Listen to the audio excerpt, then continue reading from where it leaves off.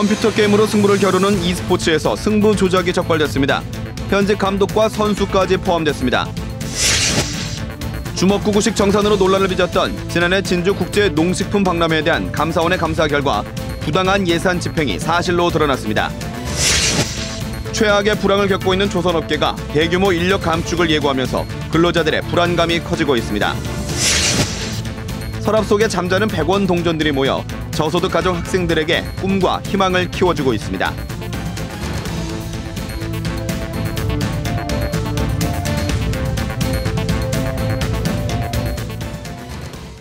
안녕하십니까. 이어서 경남 소식입니다. 스포츠계가 불법 도박과 승부 조작 문제로 몸살을 겪고 있는데요. 컴퓨터 게임으로 승부를 겨루는 e스포츠에서 승부 조작이 적발됐습니다. 보도에 박상현 기자입니다. 국내에서 열린 한 스타크래프트 대회 인터넷 중계 영상입니다. 노란색 선수가 초반부터 상대편 기지를 공격하며 유리하게 경기를 펼쳐나갑니다. 그런데 잠시 뒤 병력을 잃더니 경기 시작 7분여 만에 패배를 인정합니다. 이거 떡 하나로 좀 부족하면 싶어서 하나 더 먹으려고 본적 올라왔거든요. 이게 발목을 잡은 거죠. 그런데 알고 보니 이 경기는 노란색 선수가 2천만 원을 받고 일부러 진 승부 조작 경기였습니다. 창원지검은 승부 조작 혐의로 현직 프로구단 감독 31살 박모 씨와 선수 22살 최모 씨 등 7명을 구속 기소했습니다. 이들이 조작한 경기는 올해 1월부터 모두 5경기. 브로커는 경기마다 선수에게 500만 원에서 최고 2천만 원을 건넸습니다. 승부를 조작한 이유는 도박 때문으로 돈을 주고 선수를 매수한 브로커는 불법 도박 사이트에 베팅을 해 배당을 챙겼습니다. 경기가 1대1 방식으로 이루어지기 때문에 한 사람만 매수하면 경기가 조작이 가능하고. 검찰은 또 승부 조작에는 실패했지만 승부 조작을 지시한 26살 엄모 씨와 브로커 28살 강모 씨를 구속 기소하고 도박 사이트 회원 모집책 25살 고모 씨 등 2명을 불구속 기소했습니다. KBS 뉴스 박상현입니다.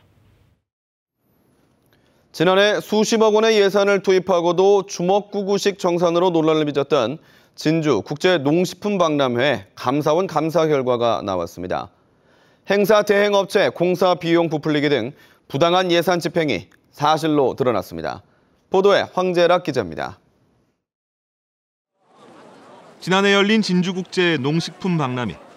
닷새 동안 400여 개 기업체 50만 명이 방문해 해마다 행사 규모가 커지고 있습니다. 하지만 38억 9천만 원인 비용 정산 과정에서 문제가 드러났습니다.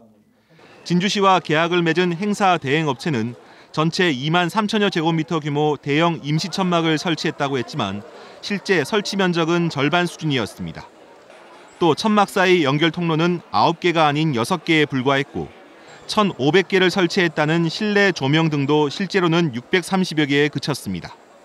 부풀려진 공사 금액은 1억 1천여만 원. 2013년도에도 같은 방식으로 처리됐습니다. 또 행사 잔여 수익금 배분 기준도 명확하지 않아 지난해 부스 판매 수익금 등 6,400여만 원을 놓고 진주시와 행사 대행업체가 분쟁을 겪는 것으로 드러났습니다. 감사원은 진주시의 행사 대행업체로부터 1억 1천만 원을 환수하고 수익금 정산 기준을 마련하라며 기관 주의를 통보했습니다. 어쨌든 1억 1천만 원을 환수하게 된 것은 다행스럽게 생각을 하고요. 그리고 이번 일을 계기로 공무원들이 좀 더 경각심을 가지고 예산을 집행했으면 하는 바람입니다. 진주시는 감사 결과에 따라 행사 비용을 정산하고 재발 방지 대책을 마련하겠다고 밝혔지만 수십억 원 예산 투입과 주먹구구식 정산에 따른 행정 불신은 피할 수 없게 됐습니다. KBS 뉴스 황재락입니다. 최악의 불황을 겪고 있는 조선업계가 고강도 인력 구조 조정에 들어갔습니다. 중소조선소는 물론 대형 조선소마저 사상 첫 대규모 인력 감축을 예고하면서 근로자들의 불안감이 커지고 있습니다. 김소영 기자의 보도입니다. 지난 2010년부터 채권단이 공동관리하는 한 중형 조선소입니다. 이달 초부터 모든 직원에게 희망퇴직 신청을 받고 있습니다. 감축 규모는 전체 직원의 20-30% 수준인 최다 200명 선으로 알려졌습니다. 직장을 잃을 처지에 놓인 근로자들은 막막하기만 합니다. 떼어놓은 거는 집에 가야 되는 거죠. 갑자기 뭐 하는 것도 아니고 1년 전부터 뭐 이야기는 다 나왔던 이야기인데. 지난 2분기 사상 최대인 3조 원대 적자를 낸 대우조선해양 역시 인력 감축에 들어갔습니다. 이미 55명이던 본사 임원을 42명으로 줄였고 이달 말까지 부장급 이상 사무직 30%, 400여 명을 내보낼 예정입니다. 노조는 해양 플랜트 저가 수주와 인도 지연에 따른 지체 상금 부담 등으로 초래된 경영난을 근로자에게 떠넘긴다며 반발하고 있습니다. 회사의 인력 운용이 잘못되어서 나타난 문제라고 본다라면 인력 재배치라든지 직무를 전환한다든지 어떤 이런 기본적인 최소한의 역할들은 회사가 해야 되는 거 아니냐. 삼성중공업 역시 지난달 전 직원 13,000여 명을 대상으로 희망퇴직 신청을 공지하며 인력 구조 조정에 속도를 내고 있습니다. 끝이 보이지 않는 불황 속에서 살아남기 위한 조선업계의 고강도 구조 조정이 본격화되고 있습니다. KBS 뉴스 김소영입니다. 마산야구장에서 열린 프로야구 NC다이노스의 플레이오프 2차전이 조금 전 끝났습니다. 팽팽한 투수전이 벌어졌는데요. 가을 야구의 뜨거운 열기가 느껴지는 경기장으로 가보겠습니다. 손은혁 기자, 오늘 경기 결과 전해주시죠. 네, 경기가 조금 전 끝이 났지만 2차전 승리의 여운이 가시지 않은 듯 뜨거운 응원의 열기가 남아있습니다. 1차전과 달리 NC가 타선에 집중력을 발휘하며 경기장을 가득 메운 홈팬들의 응원에 보답했습니다. 아직까지 경기장을 떠나지 않고 남아있는 관중들을 보실 수 있는데요. 포스트 시즌 홈에서 첫 승의 기쁨을 만끽하고 있습니다. 초중반까지 양팀은 득점 없이 이어오다 8회 초 두산이 홈런으로 한 점 달아났지만 이내 NC가 역전에 성공했습니다. 만천석, 관중은 10,000원이었습니다. NC가 최선을 다하는 모습을 응원하며 홈팬들은 가을 야구를 축제처럼 즐기고 있습니다. 창단 3년 만에 두 번째 가을 야구를 팬들에게 선보이고 있는 NC가 큰 경기에서의 부진을 씻어내고 이번에는 한국 시리즈까지 진출하기를 팬들은 기대하고 있습니다.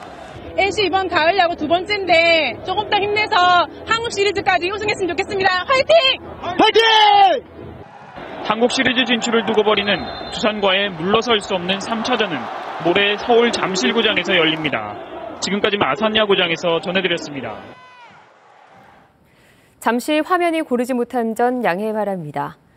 서랍 속에 잠자는 100원짜리 동전들이 모여서 저소득 가정 학생들에게 꿈과 희망을 키워주고 있습니다. 기업들의 후원까지 이어져 연말까지는 5억 원의 모금도 가능할 것으로 보입니다. 오종우 기자의 보도입니다.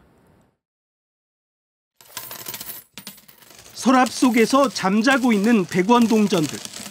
초록우산 어린이재단과 KBS 창원 상공회의소, 경남교육청이 공동으로 진행 중인 잠자는 100원 희망을 열다 캠페인은 동전 모금을 통해 저소득 가정 아동들을 돕고 있습니다. 지난 2012년 시작된 캠페인은 그동안 이들 가정에 급식비 지원과 인재 양성, 여행 경비 지원 등을 해왔습니다.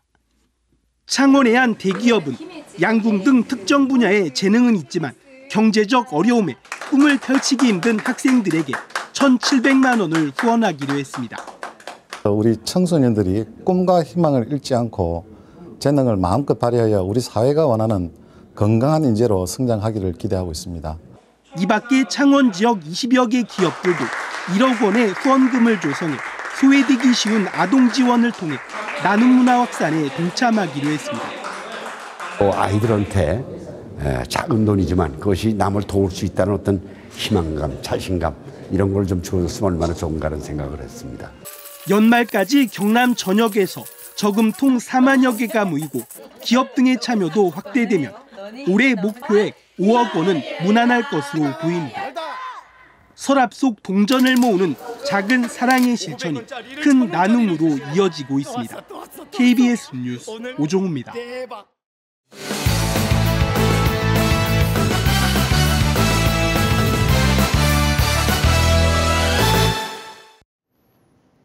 주요 단신입니다. 창원 북면 무동지구 아파트 주변에 철강산업단지 조성을 불허한 창원시의 결정은 적합하다는 법원의 최종 판결이 나왔습니다. 대법원은 지난 15일 창원철강협회가 창원시를 상대로 낸 산업단지 계획 승인 불가 처분 취소 상고를 기각했습니다. 창원철강협회는 지난 2011년 창원시가 신도시 조성지역과 산업단지 터가 가까워 민원이 우려된다며 허가를 내지 않자 소송을 제기했습니다.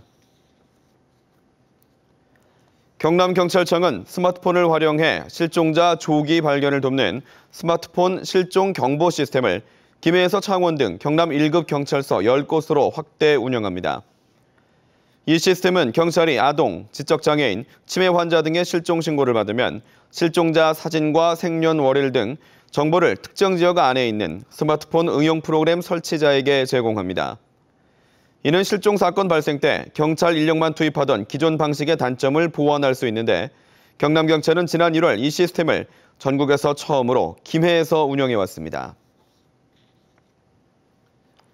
각급 노조와 농민, 시민단체 등 경남 지역 61개 단체가 지방교육재정 확보를 위한 경남도민 대책위원회를 결성했습니다.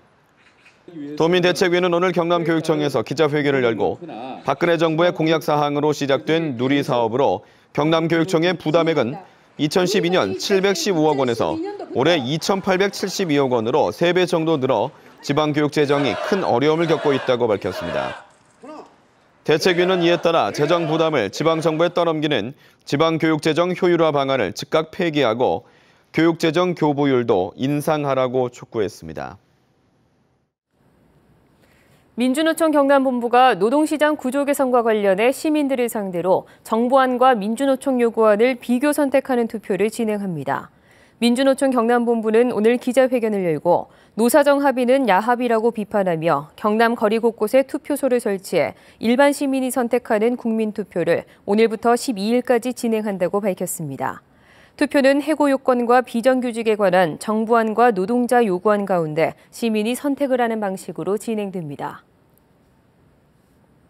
오늘 오전 8시 반쯤 김해시 생린면의 한 자동차 부품 공장에서 불이 나 외국인 근로자 3명이 다쳐 병원으로 옮겨졌습니다. 또 공장 50제곱미터와 공장 안 집기류 등이 불에 타 소방서 추산 1,500만 원의 재산 피해가 났습니다. 경찰은 갑자기 비명 소리를 듣고 연기를 봤다는 신고자의 말을 토대로 정확한 화재 원인을 조사하고 있습니다. 어제와 오늘 이틀 동안 통영과 거제에서 선박 7척이 표류해 해경에 구조됐습니다.